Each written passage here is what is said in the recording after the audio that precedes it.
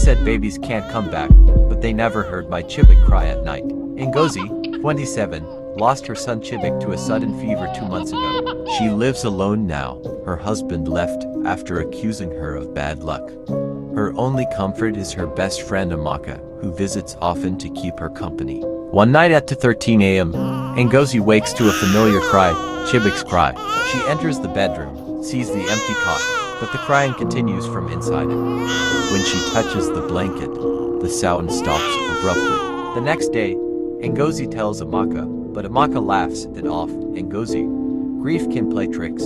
Later, Amaka spends the night at Ngozi's to prove it's just imagination. At 2:13 a.m., the crying begins.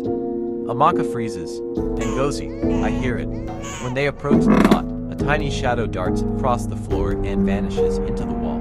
The neighbor, Mama Grace, an elderly woman, overhears their conversation and warns them. In this street, a child that dies before 3 months is restless.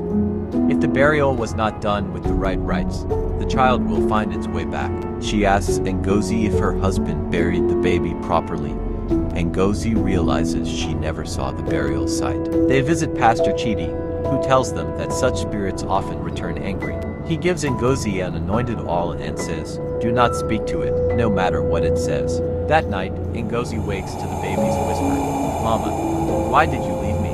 Her hand trembles toward the cot, but she remembers the warning. The whisper turns into a scream that rattles the lantern glass. During a thunderstorm, Ngozi finally sees it, Chibik, pale skin, hollow black eyes, mouth stretched wide, rocking in the cot. Amaka screams and runs. The baby stands, points at Ngozi, and whispers, come with me.